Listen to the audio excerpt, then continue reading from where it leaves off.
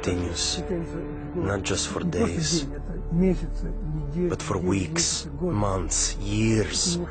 You cannot get rid of it. And the other continual feeling is the constant cold. Terrible cold. Sometimes I felt as if my blood circulation was slowing down. I was personally amazed at the power of endurance, because by all accounts, I should have become seriously ill and died a long time ago.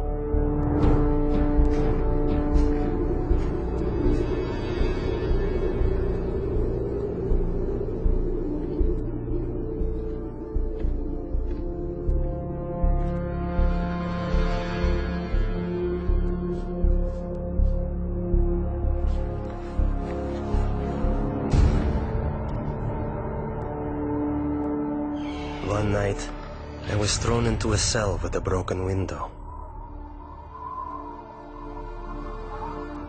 The KGB was determined to do an experiment and freeze me. Later they would say he broke the window in his cell and died of cold.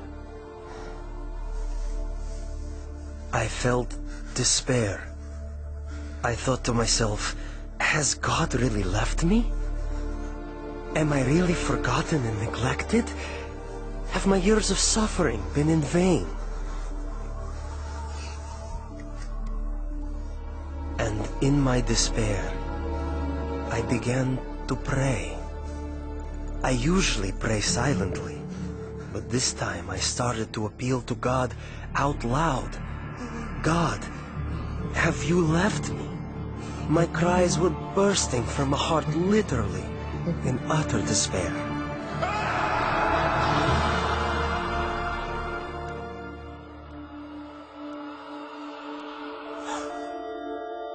One night I had a dream. In my dream, I was told to pray for Alexander. I had no idea who Alexander was. But I told my church, and we began to pray for him.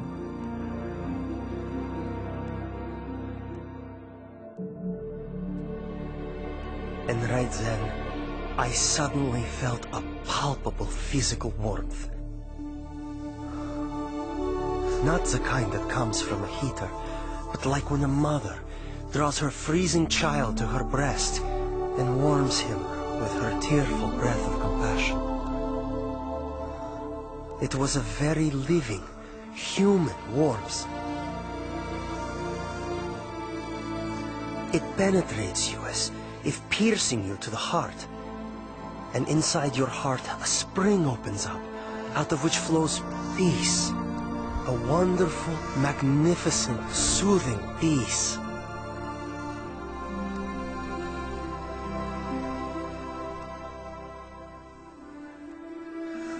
I felt a very loving, brotherly touch. Someone's caring hand touching my shoulder. I actually felt it. And this gesture represented the words, "You are not alone. You are not abandoned. We are with you. We are sharing your suffering." This warmth was the energy God gave me to feel physically the heat of prayer with my own skin, my own being. As if the prayers converted the energy of love into the energy of warmth.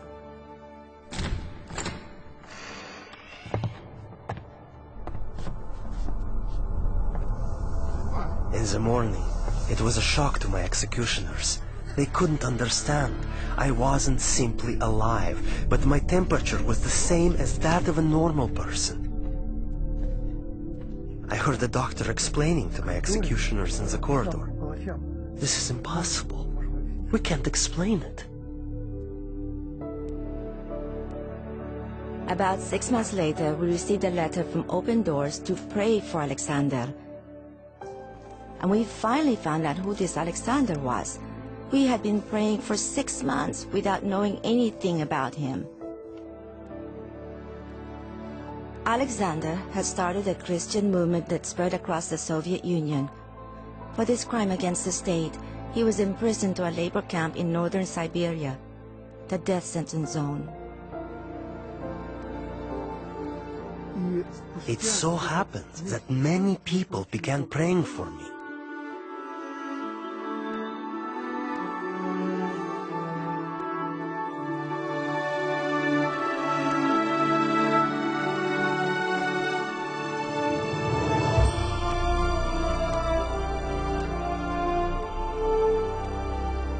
And that was exactly when they released me.